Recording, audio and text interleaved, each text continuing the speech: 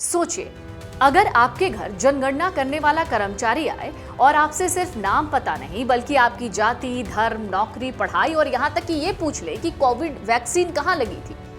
जनगणना 2027 को लेकर केंद्र सरकार ने दूसरे स्टेप के लिए यानी जो दूसरा फेज है उसके लिए 40 सवाल तय कर दिए हैं। इस बार की जनगणना कई मायनों में खास है क्योंकि 1931 के बाद पहली बार व्यापक स्तर पर जाति की जानकारी दर्ज होगी। इसके अलावा लोगों से एससी, एसटी और जाति से जुड़ी जानकारी के साथ साथ कोविड-19 वैक्सीनेशन की जगह मोबाइल, आधार और वोटर आईडी जैसी जानकारियां भी पूछी जाएंगी। और सबसे बड़ी बात, जनगणना 2027 भारत की पहली पूरी तरह डिजिटल जनगणना होगी। तो जनगणना वाले घर आपके आए उससे पहले आपको बता देते हैं आपसे कौन से सवाल पूछे जाएंगे। तो जनगणना 2027 में जो 40 सवाल पूछे जाएंगे उनमें पहला है व्यक्ति का नाम, परिवार के मुखिया से संबंध, लिंग, जन्म तिथि और पूरी हो चुकी उम्र, वर्तमान वैवाहिक स्थिति, विवाह के समय की उम्र, पति या पत्नी का नाम, घोषित राष्ट्रीयता, धर्म, अनुसूचित जाति, अनुसूचित जनजाति या जाति, पिता से संबंधित जानकारी, मां से संबंधित जानकारी, दिव्यांगता, मातृभाषा और दूसरी ज्ञात भाषाएं, साक्षरता और डिजिटल साक्षरता की स्थिति, शैक्षणिक संस्थान में पढ़ाई की वर्तमान स्थिति, प्राप्त उच्चतम शैक्षणिक स्तर और विषय स्ट्रीम, पिछले 1 साल के दौरान कोई काम किया या नहीं, आर्थिक गतिविधि की श्रेणी, व्यवसाय, उद्योग, व्यापार या सेवा का प्रकार, कामगार की श्रेणी, गैर आर्थिक गतिविधि सीमांत, अर्ध सीमांत और गैर कामगार के लिए, काम की तलाश या काम के लिए उपलब्धता सीमांत, अर्ध सीमांत और गैर कामगार के लिए, काम की जगह तक आने जाने का विवरण,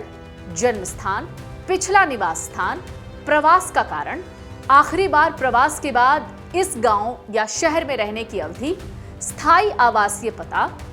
वर्तमान में जीवित बच्चों की संख्या, वर्तमान में विवाहित, विधवा, तलाकशुदा और अलग रह रही महिलाओं के लिए,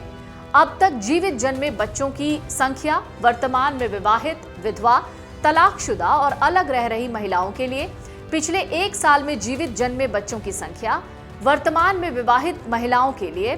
कोविड-19 टीकाकरण का स्थान, कुल बैंक खातों की संख्या, मोबाइल नंबर अगर उपलब्ध है, आधार नंबर अगर उपलब्ध है, मतदाता पहचान पत्र नंबर अगर उपलब्ध है, पासपोर्ट नंबर अगर भारतीय पासपोर्ट धारक हैं, ड्राइविंग लाइसेंस उपलब्ध है या नहीं।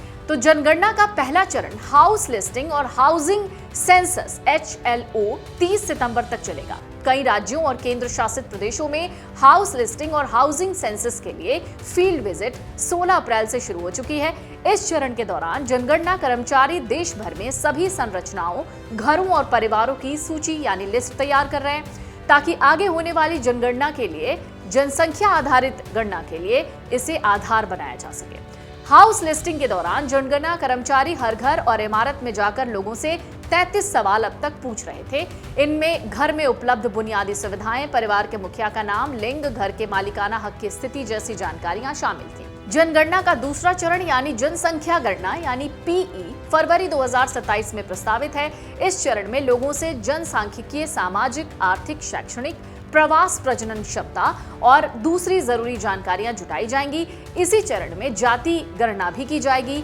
इस तरह जनगणना 2027 में पहली बार